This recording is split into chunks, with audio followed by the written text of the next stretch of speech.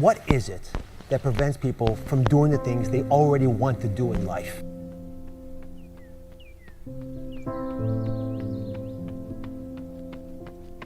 The most basic answer, I'm sorry it's so simple, but it's true, it's fear.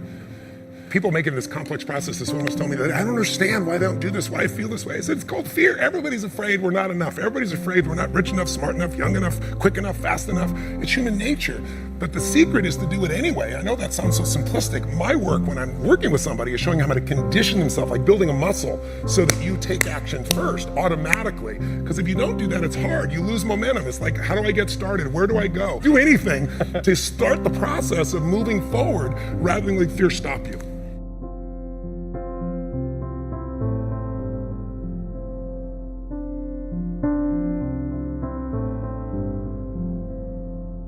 All of you have targets, things that you're after. If you're gonna get a new result, if you're gonna grow your business, if you're gonna be able to support your mom, if you're gonna get rid of the anxiety, if you're gonna be able to overachieve and not have all that fear inside of you, you obviously need to get a new result.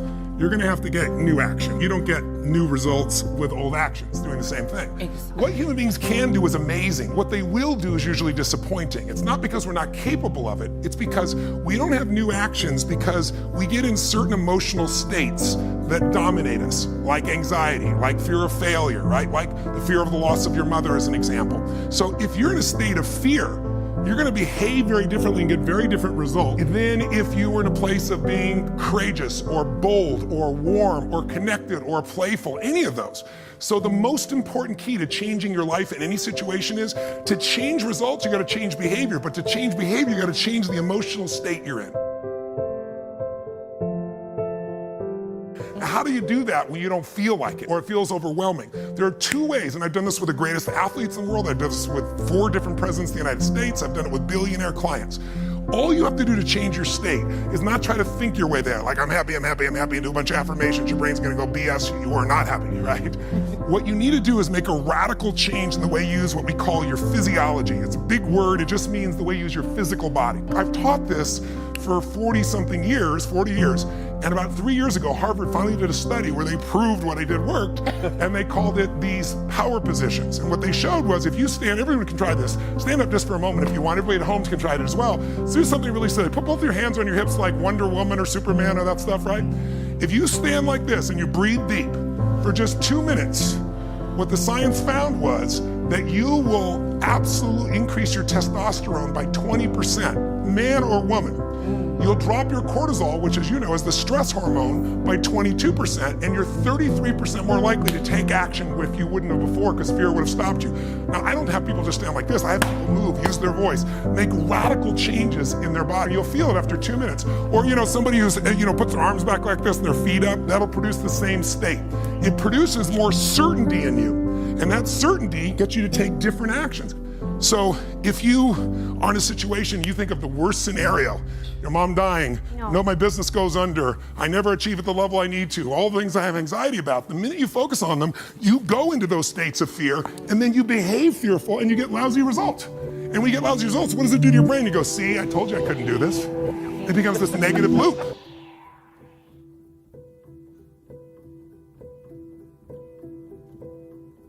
So how do we break out of it? We change our focus by asking better questions. Answer this question in your mind. What is it in your life that you're proud of? If there's something you could feel really proud of right now by focusing on it, your children, yourself, something you accomplished, you did, how many can think of something you could feel proud of? And I don't mean fake pride, ego pride, like where you're making things up. I mean, well, you really did something you're proud of. Good. Right now, close your eyes and focus on how it feels when you're really proud.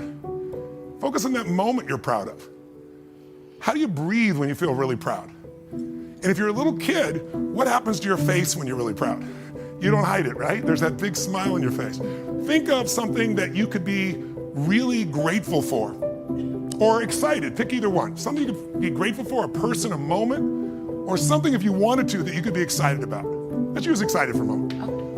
How many could think of something in your life that if you focused on it, you could feel excited? All right, close your eyes. And just for a moment, all we're doing is changing your focus. Focus on what could excite you. Feel like it's really happening. Your mom's healing, you break through in the business, you're achieving the level you want. Anxiety is rid from my life. I'm on charge, I'm on top of it. How do you breathe when you feel really excited. Yeah. So if we change the state you're in, just by changing our focus or the way we use our bodies, it's got to be a radical change, right? Here's my question for all of you. If you focus on what you want, life has probabilities, there's no guarantees, but you increase them when you change your state. And that's really what this is all about. Learning to change your body and learning to change your focus.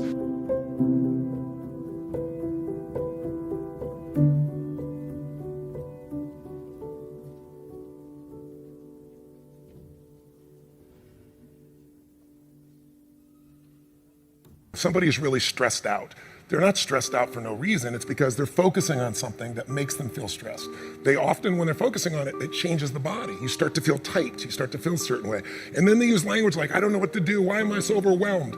So if we change what we focus on, if we change the way we use our body, if we change our language patterns, we'll instantly feel different. Think of how do people use their body when they're worried versus when they're excited? Yeah. If you learn to use your body first, use your focus first, you can literally change how you feel in moments, and then you develop new habits where you start to feel good all the time, and it isn't some phony, fake pump up.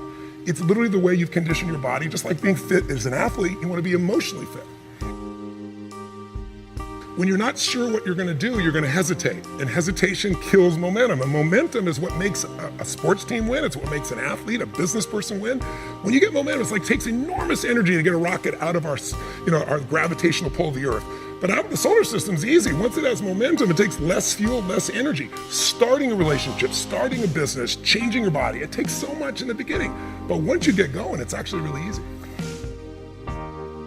We all have a need for certainty. We have a need to know that we can avoid pain, that we can be comfortable. Some people do that when they're stressed by smoking. Some people work out hard to deal with it. Some people eat to try to get that comfort back.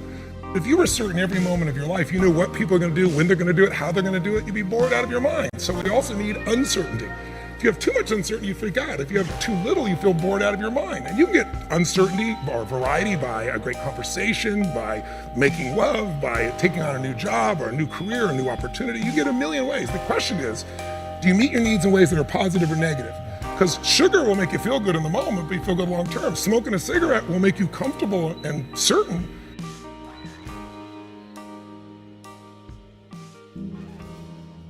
You see this in great actors or great entertainers. They'll come to me, and in the beginning, they work so hard to be significant, to be unique, to be special, to be important.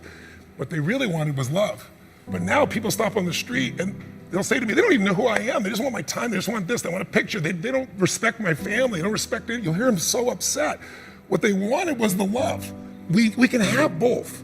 But the more significant I am, the more unique I am, the more separate I am from you. The more connected I am, then some people go, yeah, but where am I? Where am I special? So finding that balance between the two is what makes people feel alive. And we can meet all these needs in positive ways or negative ways. You can get significance by tearing other people down. Oh, they're lucky, they don't care, they took advantage of somebody. You don't know anything about them. You see people do that with famous people all the time. Why are they tearing them down? Because if I don't feel good about myself, if I can make you smaller, I look like I'm moving up. But you're not, and it doesn't work. But if you do things where you significantly love someone, if you care for someone, you're the most significant person in life. If you try to prove you're significant, then you have kind of the Trump effect. Even people that like him will say, sometimes he can push people aside because he's telling everybody how special he is. That gets in the way of relationship. If we're going to connect, we got to not make ourselves significant. We got to find out what's significant in the other person and honor it. First four needs are the needs of the personality. We all find a way to be certain, even if we have to lie to ourselves or just work hard. We all find variety. We all find significance, even if it's tearing other people down. We all find at least connection, if not love. But the spiritual needs are to grow. When people say, what does it take to be happy? I say one word, progress. If you're not there yet, but you are starting to make some progress in your body, or progress on your relationship, or progress on your career, your finances, you're going to feel good. And when you achieve it, how long do you feel good for? Not very long, because when you achieve it, you stop growing. You kind of celebrate. Nothing wrong with that. But how long after you get that thing you wanted are you happy? A week, a month, a year? Almost never a year. It's a short time. And the reason is we're not supposed to just sit there at the table of success and celebrate for years. We need to grow to feel alive. And everything in the universe grows or it dies. But when we grow, we have something to give. And when we give, people often say human beings are selfish. I've been selfish, I'm sure you've been at times, but that's not my core and it's not anybody's, and I'll prove it to you. When you're having, all of you at home and all of you here, when you have something great in your life that happens, you learn something, you experience something beautiful, what's the first thing you want to do? Tell people. Share somebody what you love. Why? Because when you share with it, it expands. See, pleasure is something coming in from the outside. Happiness is something inside you that you share. And happiness is what people really want. Pleasure, you can get pleasure from alcohol or anything, but some people, it's all about me. When you're taking what's inside yourself because you've grown and you're giving to someone you love, your children, a friend, a girlfriend, boyfriend, a coworker, anybody, there's an aliveness you can't feel by yourself. There's only so much pleasure you can feel. Happiness and joy comes when that expansion is shared.